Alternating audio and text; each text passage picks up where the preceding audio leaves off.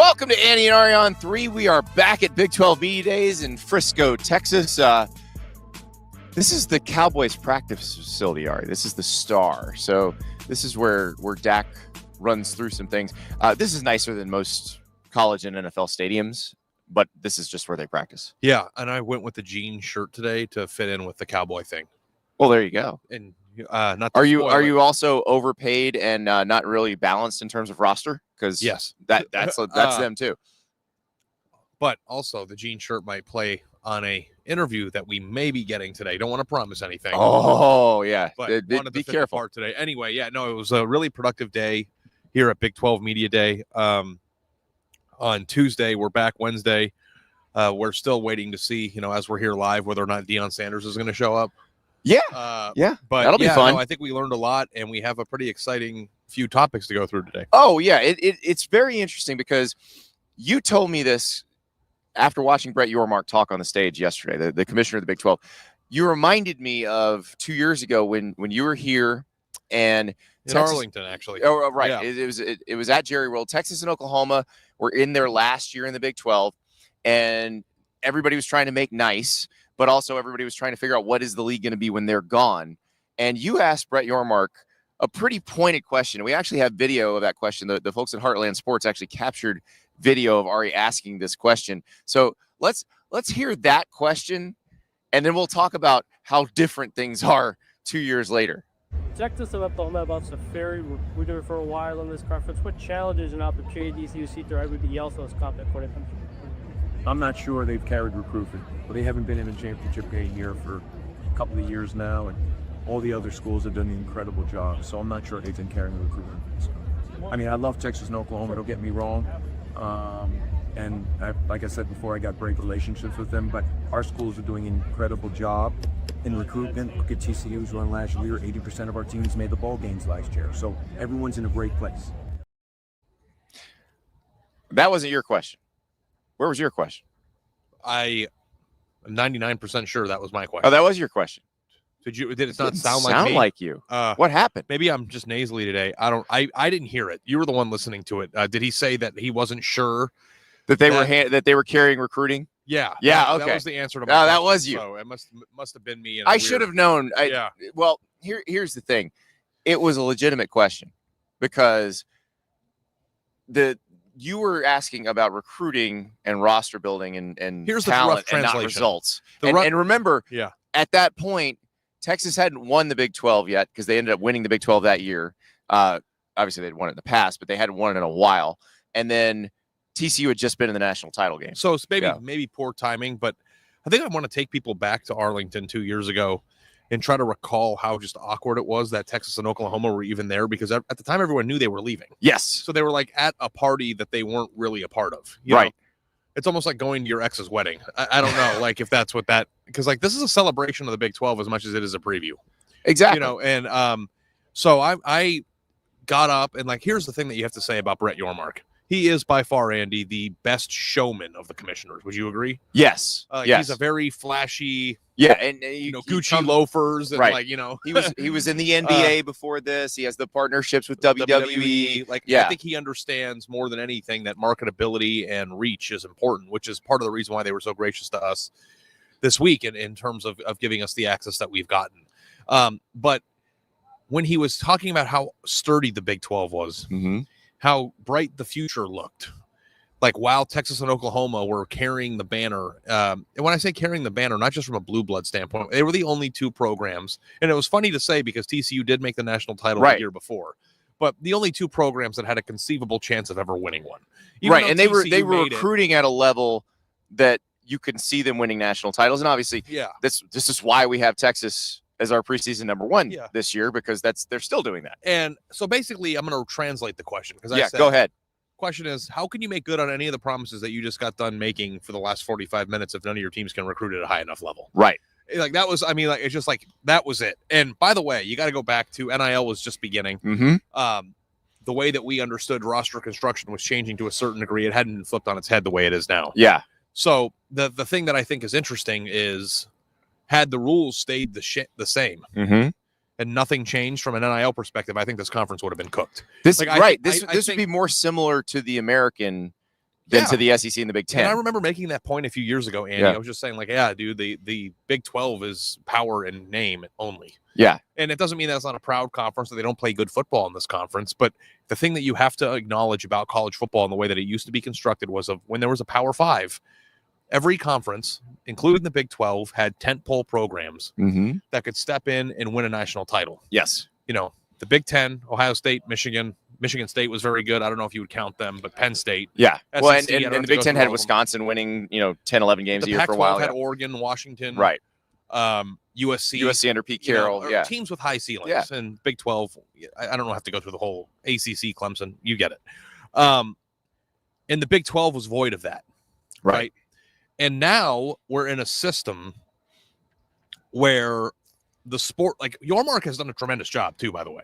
Like, I think that he's done a great job as their commissioner. Well, Do you agree with that? I think that's really what I want to talk about, because listening to him talk yesterday, it feels so different than 2 years ago, because 2 years ago, it felt like this is a guy who he just took this job.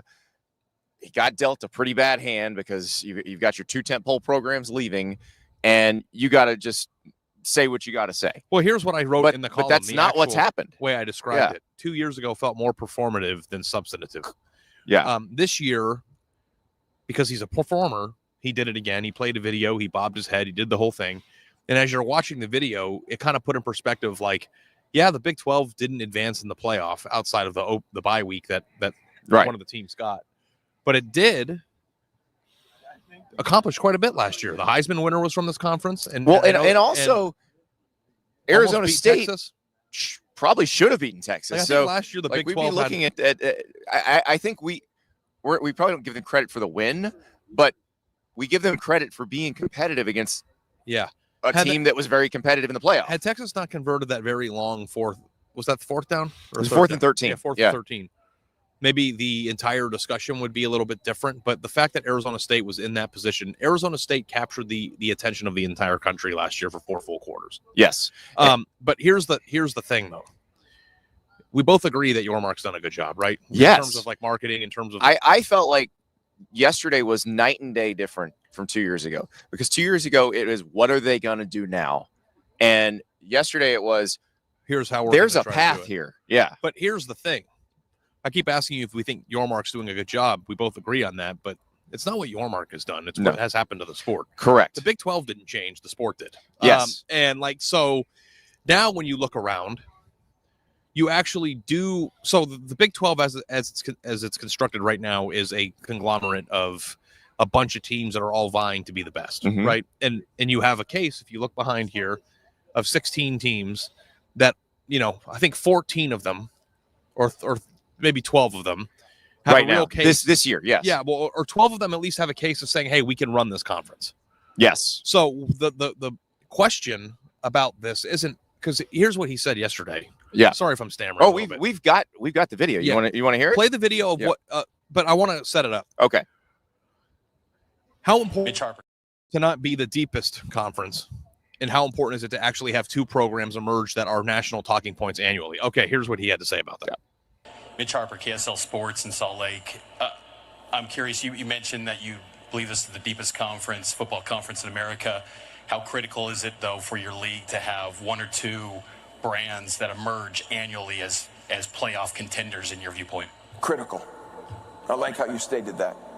I think parity matters, and I think ultimately over time, and it's hopefully sooner than later, there'll be a couple of our schools that will emerge, as elite schools that are always part of the conversations at the highest levels, and that's what we're working towards.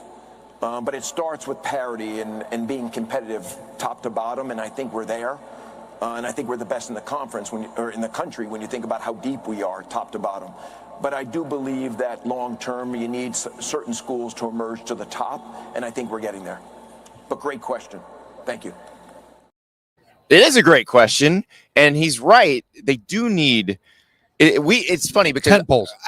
As a viewer, I love this.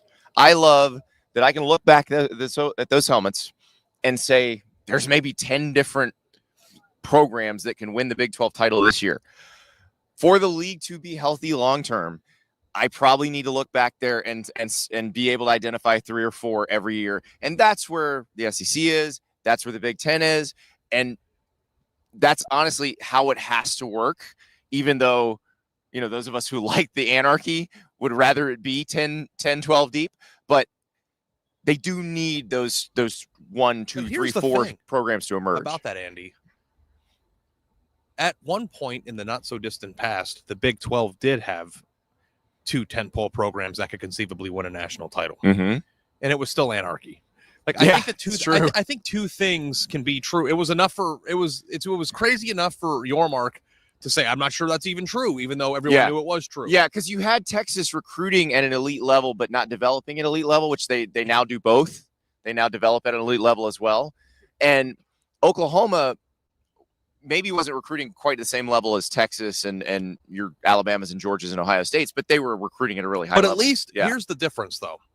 If a team went 10-1 or 10-2 or 11-1 in the Big 12 and beat Oklahoma and Texas, they got to absorb the legitimacy that they gained from winning that game. Right. If you don't have that, if you don't have those teams in your conference, then you don't have a measuring. Right. You got to go play them out of conference. Right. You had Joey McGuire, who you're going to hear later in the show. He yesterday during a roundtable session with the other coaches said, "Hey, we'd love to do a home and home with LSU. Let's go. Yeah, we'd love to play LSU." And that's the sort of thing they've all got to do that. So there's 2 different branches that we can go off from here, Andy, which is obviously, I think we both agree that they need 2 programs to emerge. It's which ones do you think are most likely to do so? And when I say emerge, not just win the league consistently compete with other teams. Right. You gotta win those non-conference games when you play them. You got to schedule those games or get in the playoff and win some of those games. All right. Which of those helmets is scary to you? Okay. We've talked a lot about Texas Tech. We've talked a lot about what they're doing, the money they're spending. That's obviously where you start because they just got a commitment from a 5-star recruit on Friday.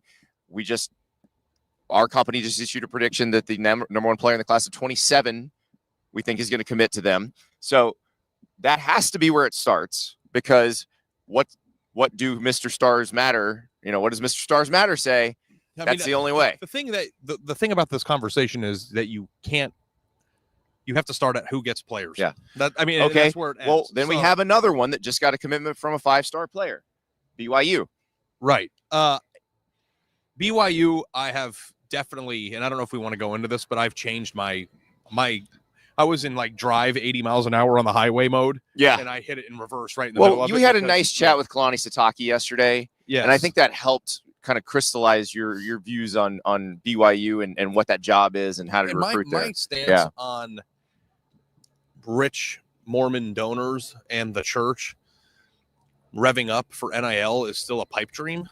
The thing that that I think I took lightly that I shouldn't have was the inability for people who are not of the faith to honor the honor code. Yeah. And it's just not necessarily something they'd want when there are other options. Or people who can, and I'm just going to say it, dude. I don't want to get fired, but it's okay. Andy, it's hard not to do those things. 18 and 19-year-olds tend to want to drink and have sex. Yeah, I think that happens. Thank you for saying it for me. Yeah, but it's because even when they arrive, the problem isn't just signing up for it. The problem is living it. Yeah. Everybody can say, yeah, that's no problem. And Kalani Sitake said yesterday. Well, it's that you can go anywhere else, and that's considered a perfectly normal part of college life. Yeah. It's not there. So, and Kalani Sitake if you're a 5-star recruit, you can go to all those other schools too. So, and I appreciated this about him. He said, listen, I understand the temptations of being in school. I understand the temptations of being an athlete and being fawned over. But if you want to play ball and you love ball, these are part of the sacrifices where you immerse yourself in ball. Right. And he said, just because other people party at Utah and Arizona State and other places, some of the best players in the country don't party there. He brought up Travis Hunter. Travis Hunter doesn't party. Yeah. Travis Hunter fishes in. I'm not sure that's true. Travis Hunter fishes in streams. Yeah. He goes, those fishes and plays video games. People don't party. And I understand there are certain people who are so committed to the game of football that they don't do those things. But once a year, you might be bound to slip up. So it's once to have people come to your program. It's another to keep them. I mean, they just lost. We have to acknowledge they just lost their best player. We're 99% sure he's not going to be back at BYU. Right. Because of something that other people do quite Right. frequently and as normal. No news yet on Jake Retzlaff, which I thought we'd have some news, but it sounds like he's trying to kind of populate a list of candidates. That's another conversation we can have on another day when that shakes out. Because as it pertains to teams that are going to scare Michigan, right? I'm not sure BYU's on that list for me. Okay, Kansas State is consistently good. Was consistently good under Bill Snyder. Yeah, definitely still consistently good under Chris Kleiman. So I think there's a chance with them, but they have to get more top level recruits. Now, Avery Johnson was one of those top level recruits. He happened to be from the state of Kansas, though. Yeah. And that's not a huge number of people. Can they go outside the state and get that type of player? Yeah, Kansas State is the type of team that has proven it can be a 9-10 win team consistently and a very good, well-constructed team. This is like Barry Alvarez as AD era Wisconsin. I think that they are a perfect candidate to win the conference, and they're definitely a quality win candidate. I don't know if they're a go beat Georgia. Right? Can they recruit at that?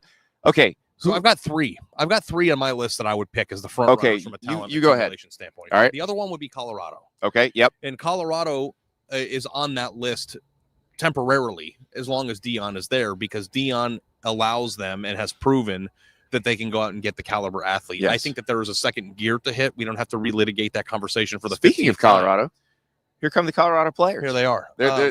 You'll be seeing them filtering in behind us. Yeah. So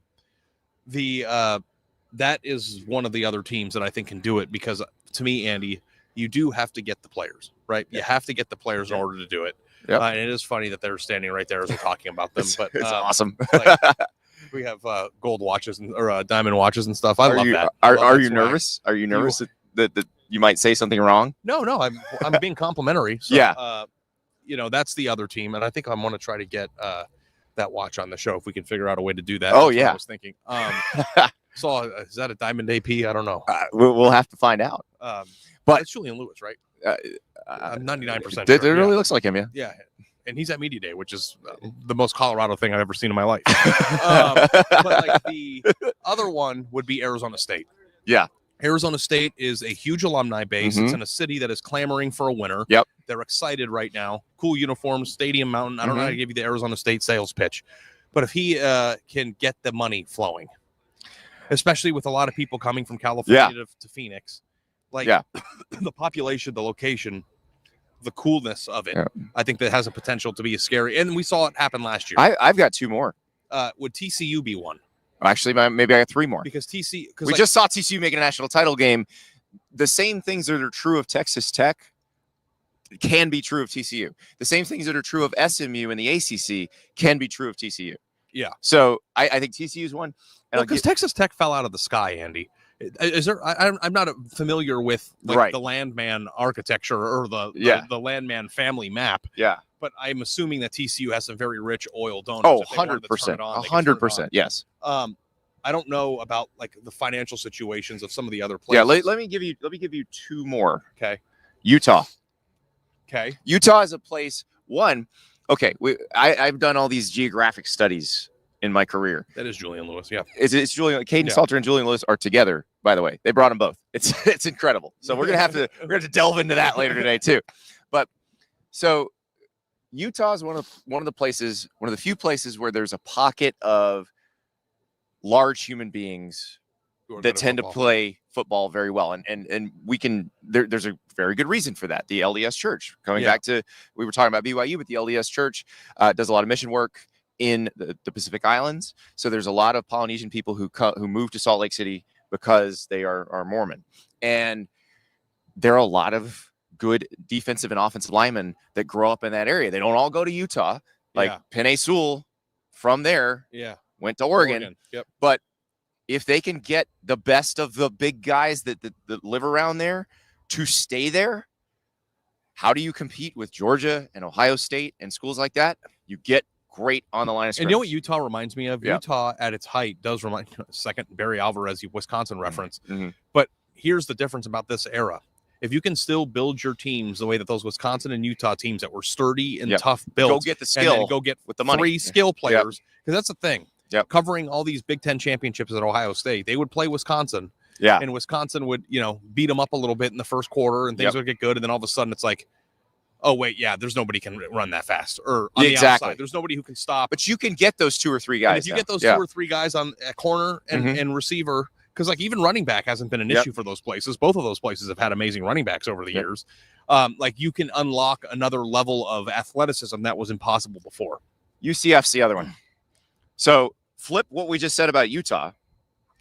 UCF can get all the skill guys it needs. Is UCF and Arizona State similarly situated? I would say so. The UCF is a very young school, and that is UCF's biggest problem, is being a young school. They are generations behind in terms of donors.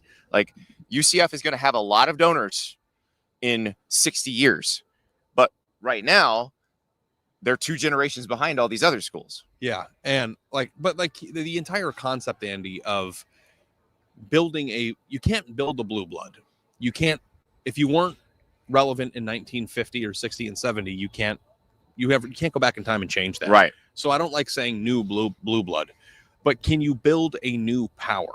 Like that concept seemed impossible in 2015. Yes. It seemed impossible in 2020. Is that concept to you? Oh, I think it's doable. It's doable. And I think if you look at the Big 12 specifically, this is a conference that has enough pride, enough money, and big enough donor bases that you could conceivably come up with one. Yeah. And I'm looking at, 16 teams here. And I went to Arizona. They've got their challenges. Somebody stole a helmet. What helmet got stolen? I don't know. Now it's a test who's in the league. Let's see who can get it first. It's Kansas. Oh, yeah. Somebody took the Kansas helmet. But yeah, so in terms of hope, there was hope that exists in this building at this event that was not prevalent or didn't exist at all 2 years ago. You found a tweet this morning that I thought was very interesting, and I think River has that tweet that he can show. I didn't find it. The person yelled at me. Oh, the person yelled at Ari. Yeah. Okay, hold on. Because I wrote a column about this exact conversation we were having, and I'm happy to hear that you agree. But okay, this is unintentional grounding on Twitter. Ari, please, this is performative. And not only that, destructive. Acting like you're on the level of the Big Ten and SEC when you're obviously not is one thing, and I get it, but advocating for a playoff model where you'll get screwed 9 of 10 years is foolish and ego-driven. Now, this is a great point, and I'm glad they brought this up because we talked to some people about this yesterday. We've talked about this. And by people, we mean head coaches in the conference. And I talked to an AD about it, too. The position on the playoff. Remember, the Big 12 was the one that came out most forcefully for that 5-11 model. And then the ACC jumped on, and then they actually turned the SEC coaches, and the SEC coaches kind of turned the SEC ADs and SEC leadership toward that one too. What the Big 10 wants with the automatic bids, 4 for the Big 10, 4 for the SEC, 2 each for the ACC and the Big 12, probably would get more Big 12 teams in the playoff every year. But the Big 12 doesn't want that because you have to essentially sign a piece of paper saying you're inferior. And we talked to several coaches about that. I talked to an AD about that. They are all in agreement that that's the only way. They have to do the 5-11. They have to fight it out for themselves on the field. They cannot just take the 2 because, as one person put it to me, what are they going to take away next time? Well, I vehemently disagree with that tweet. Yeah. You know what I would agree with is if he was pushing for there to be no automatic bids for the conference championship winners. Like if you just did 16 best, let the committee do it. Yeah. I would have a hard time with that. Now 99.9% and the of coaches, the time, none of the coaches in any of the leagues want that. All the coaches want a conference championship to matter. And what the Big 12 needs to ensure is that at least it has one spot locked up no matter what happens that they're in. Yeah. And that's way you ensure that you have a seat at the table. I actually think it's admirable to want to win it on the field because it's very conceivable that you can have 2 top 16 or 2 top 12 teams in the Big 12 at any given point. Oh, yeah. The thing that is not conceivable at this current moment is that one of those 2 teams would win the national title. Right. Which is the discussion we just had. And that's what they got to build toward. And but the idea that they could have 2 top 12 teams is not crazy. No. Like Kansas State and Utah could both be top 12 teams this year. Right. Arizona State could be and it's interesting you say team. Kansas State and Utah because those are the ones you feel like because they are so good on the line of scrimmage typically could actually do some damage in a playoff game. Yeah, and also too, like the Big Ten and the SEC always produce 2 or 3 teams each that could win the national title are superpowers. But the 6th best team in the Big Ten isn't always as good as the 2nd best team in the Big 12. Right. Right. And I think that we need to acknowledge that. And also, too, if there's a 12 or a 16 team spot, even if you give 8 spots to the Big Ten and the SEC, just not automatically, but just the way it shakes Right, out, they're going you still to, have 8 other spots for other conferences, and the Big 12 is more than capable of having 2 of those. I, again, don't think they could beat those 8 from those 2 conferences, but that's what they're building toward. So, from my standpoint, if I'm Brett Yormark, I'm not signing a piece of paper that says we're inferior. I just don't think you can. I think on principle, you can never do that. Because you also send a message to your own league, Yeah. and it's even more insulting for the ACC that has multiple teams in it that could win a national title. Right. Like the ACC is 5 steps ahead of the Big 12 in terms of branding. Yeah, because the Not ACC branding, has in terms of tentpole program. Clemson right now. Miami We've and seen Florida State. we've seen Florida State do it recently, and then Miami The ACC could do has that. blue bloods. They do. Is Clemson a blue blood? They're not. Please don't. Okay, I don't know. Please don't get me yelled at. Hey, Andy, is Clemson a blue blood? Here's why they're. No, you said no. You heard that, right? Yeah. I don't think they are. Yeah, well, it's the history aspect of it. Right. Okay, but we don't have to relitigate that. I mean, Danny Ford was a great coach, but still. I think that what the Big 12 needs to do is try to find 2 teams in the next 15 years that can be on par with Miami and Florida State, and they have 100 years of history to catch up on. But you can do it with consistent winning over a 2-decade period. Ari, Look what Clemson did. Yeah, Ari, let's talk to a coach who's trying to do that right now. Texas Tech's Joey McGuire. They're trying to recruit at a level that might get them there, but this is the building stage. Here's Joey McGuire. We're here with Texas Tech coach Joey McGuire, Big 12 Media Days.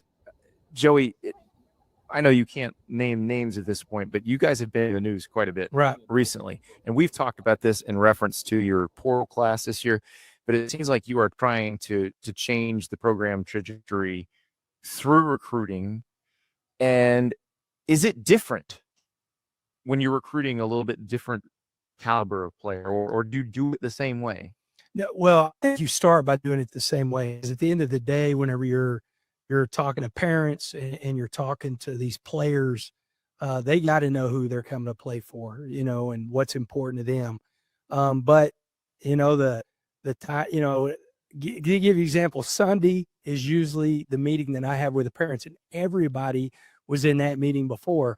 Now there are split meetings. There's going to be there's going to be a meeting with me and just the parents and the player. And then they're either have already gone to James Blanchard or they're going to James Blanchard after general manager. They're separate meetings, and we have an idea and a plan of what those meetings are going to be about, but they're literally, you're ending it with what we think, where we'll go year one NIL wise or revenue sharing now, and go from there. The one thing that Andy failed to do when you sat down is mention that this is your favorite podcast, right? Oh, there's no doubt. I mean, we talked biscuits and gravy, and and that 30-second diatribe that I went on in support of you, Joey. And the reason why I wanted to bring that up is we can have lunch, by the way. Yeah, if you want to eat lunch, we'll have. I called him a top 5 draft pick, and Absolutely. A lot of people with the cactus emoji. Oh yeah, we're retweeting that. But the thing that I do think is interesting about your program is now in this new reality that you're living in, do you feel more confident as a recruiter that you're going to be able to close on some of these types of players? And does it like reinvigorate you to do your job every day?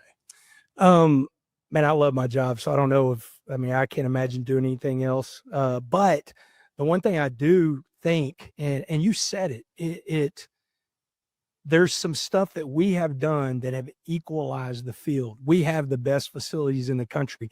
If you were recruiting against us and you say, hey, our facilities are better, I think a recruit's going to laugh in your face or think you haven't been out there, you haven't seen it. So you're eliminating things. One thing that we also eliminated is we're sharing at the highest level, and so now whenever you're talking about, hey, we're usually the first offer. We're usually, if we're not the first offer, we're the first Power 4 offer. Mm-hmm. It's absolutely amazing how many guys have never been graded.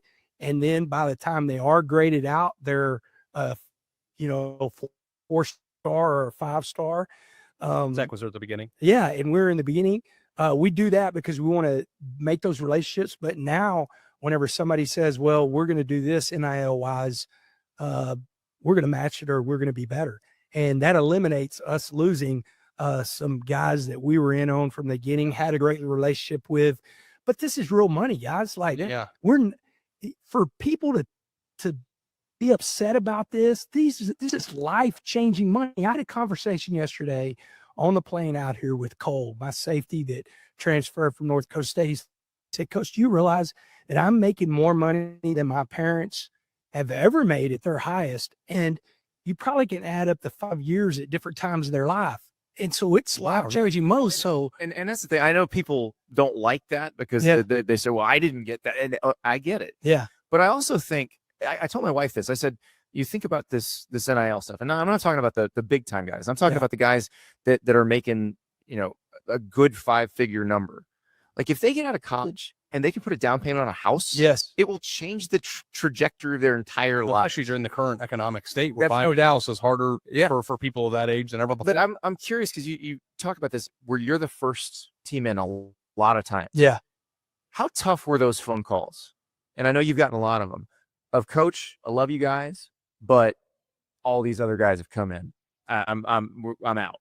Yeah, it's tough. That can that could discourage you. But it also is like, guys, we're on the right track. Just, you know what I'm saying? Just keep at it. Just keep doing what you're doing. And whenever this all gets sorted out, whenever it comes to NIL and it comes to revenue sharing, then we're going to end up on the right side of it. So let's talk about this year, though. This is a team that has very high hopes. Yeah. You brought Baron Morton. You brought Cole. You brought Romello Height, who came from Georgia Tech. Nobody's talking about, by the way. That's the reason I brought him. Talk about both your edges. Yeah, I'm on the Romello Height and David Bailey. So you get Romello from Georgia Tech. Yeah. And David Bailey comes from Stanford later. How excited are you about what you can do in the pass rush? Yeah, I'm pretty excited. It's funny.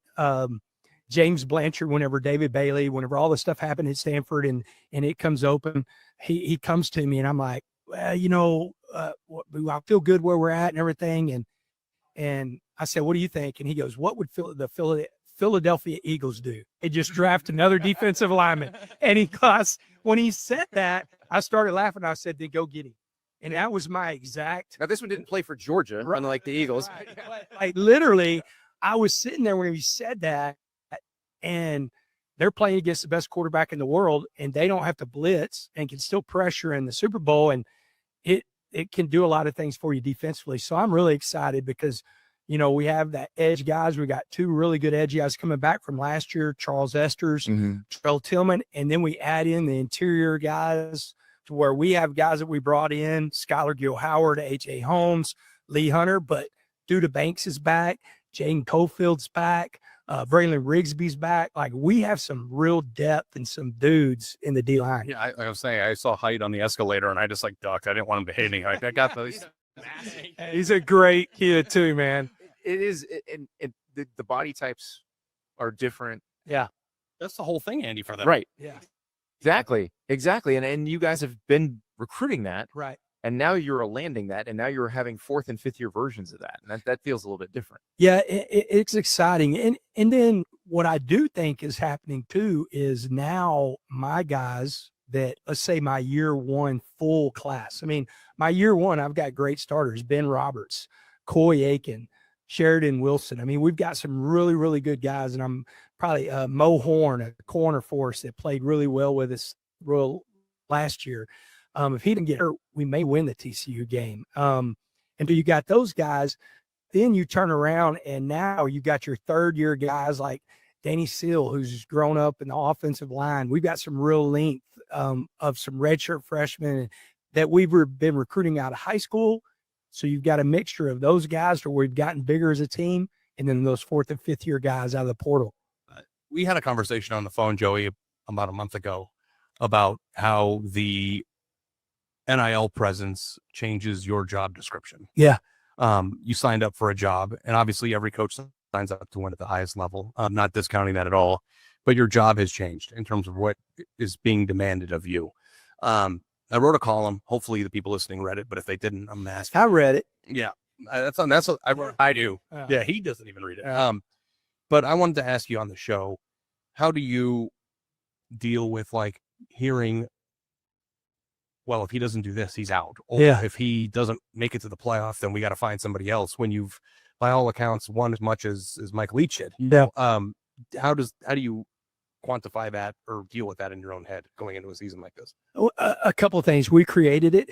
We've upgraded the roster, and so I chose this. We didn't choose to stay status quo. We chose to be extremely aggressive. So I chose it. We talked about it whenever I was 31 years old and got my first head coaching job at Cedar Hill. Mm-hmm. The Dallas Morning News asked the question to the superintendent, why did you make a change? He said he didn't win enough games. That told me right there, to keep my job, I've got to win.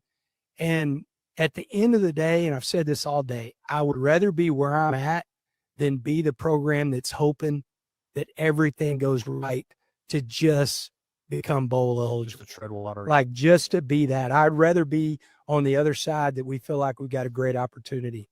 Joey McGuire is a man who shot. Yeah. And Can't wait to see what you happens. got to know top 5 who pick in the who would you want to get lunch with draft. We should get yours too. Yeah. No doubt. Real weird. I'm in. Yes, Joey. I always appreciate you being here. Thank you, guys. That is Texas Tech coach Joey McGuire. Ari has solved the mystery of the Colorado watch. It is on Julian Lewis's wrist. Julian Lewis and Caden Salter are both here. So you have Caden Salter, the senior transfer from Liberty, who is a 3-year starter there. And then you have Julian Lewis, who is the high-profile quarterback recruit who was committed to USC for a long time, flipped to Colorado during the recruiting process. And what watch is that, Ari? It's a Audemars Piguet. It's a very That's a nice watch, expensive right? watch, and there's a lot of diamonds on it. I don't know. I think that you do that aftermarket. I think you buy the watch and then a jeweler puts the diamonds on. I'm not sure. I've never shopped a diamond watch like that. But, yeah, it's the type of watch that somebody would get after 50 years of working. So I'm happy for him. Is this the first time? Has a freshman ever been to a major conference media day? Like, maybe it's happened. I don't even think it's happened in the Mountain West or the American. Like, I don't ever remember a freshman coming to media day. Yeah, well, that's the thing that is just interesting about Deion's program, Andy. It's just like the things, the preconceived notions, or the way things have always been done. Yeah, Deion Sanders might not even be familiar with them. You know what I mean? Like, well, and I'm glad because, but also too, it's interesting because I think it's a statement, and maybe I might write this today. Yeah, it's a statement about what Colorado is about, which is if you come here, we're going to prop you up.